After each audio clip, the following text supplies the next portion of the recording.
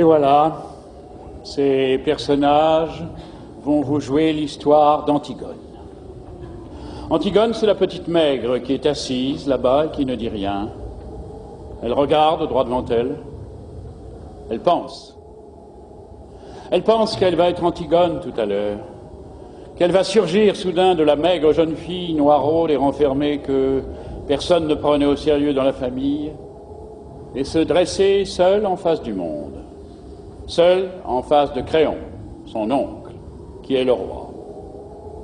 Elle pense qu'elle va mourir, qu'elle est jeune, et qu'elle aussi, elle aurait bien aimé vivre. Mais il n'y a rien à faire, elle s'appelle Antigone, et il va falloir qu'elle joue son rôle jusqu'au bout.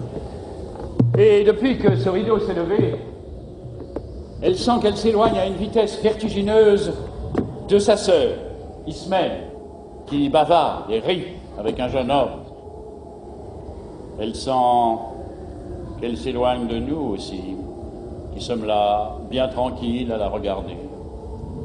De nous qui n'avons pas à mourir ce soir.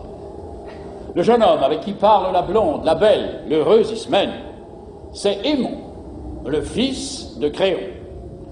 Il est le fiancé d'Antigone. Tout le portait vers Ismène. Son goût de la danse et des jeux, son goût du bonheur et de la réussite, sa sensualité aussi, car Ismène est bien plus belle qu'Antigone. Et puis un soir de bal, où il n'avait dansé qu'avec Ismène, un soir où Ismène avait été éblouissante dans sa nouvelle robe, il a été trouvé Antigone, qui rêvait dans un coin comme en ce moment, ses bras entourant ses genoux, et il lui a demandé d'être sa femme. Personne n'a jamais compris pourquoi. Antigone a levé sans étonnement ses yeux graves sur lui, et elle lui a dit oui, avec un petit sourire triste. L'orchestre attaquait une nouvelle danse. Ismène riait aux éclats là-bas, au milieu des autres garçons. Et voilà, maintenant lui, il allait être le mari d'Antigone. Il ne savait pas qu'il ne devait jamais exister de mari d'Antigone sur cette terre et que ce titre princier lui donnait seulement le droit de mourir. Cet homme, robuste, aux cheveux grisonnants, qui médite là, près de son page, c'est Créon, c'est le roi. Il a des rides, il est fatigué, il joue au jeu difficile de conduire les hommes. Avant, du temps d'Édipe, quand il n'était que le premier personnage de la cour, il aimait la musique, les belles reliures, les longues flâneries chez les petits antiquaires de Thèbes, mais Édipe et ses fils sont morts. Il a laissé ses livres, ses objets, il a retroussé ses manches et il a pris leur place. Alors quelquefois, le soir, il est fatigué. Et il se demande s'il n'est pas vain de conduire les hommes, si ce n'est pas un office sordide qu'on doit laisser à d'autres, plus fruste. Et puis, au matin, des problèmes précis se posent qu'il faut résoudre, et il se lève, tranquille, comme un ouvrier au seuil de sa journée. Créon est seul avec son petit page, qui est trop petit, et qui ne peut rien non plus pour lui.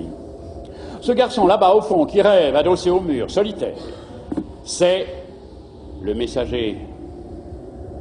C'est lui qui viendra annoncer la mort d'Aimon tout à l'heure. C'est pour cela qu'il n'a pas envie de bavarder ni de se mêler aux autres. Il sait déjà.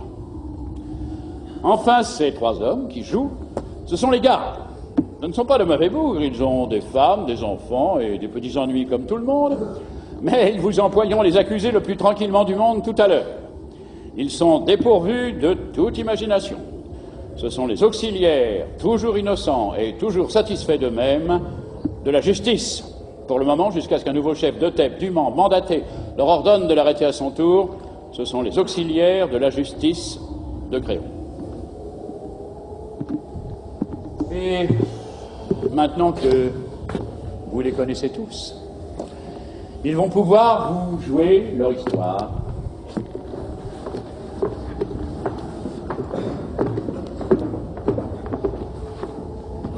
Elle commence au moment où les deux fils d'Édipe, Étéocle et Polynice, qui devaient régner sur Thèbes 1 an chacun à tour de rôle, se sont battus et entretués sous les murs de la ville.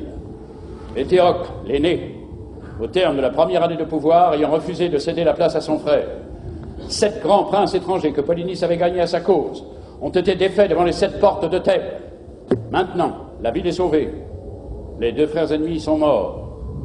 Et Créon, le roi, a ordonné qu'à Étéocle, le bon frère, il serait fait d'imposantes funérailles, mais que Polynice, le vaurien, le révolté, le voyou, serait laissé sans pleurs et sans sépulture, la proie des corbeaux et des chacals. Quiconque osera lui rendre les devoirs funèbres sera impitoyablement puni de mort.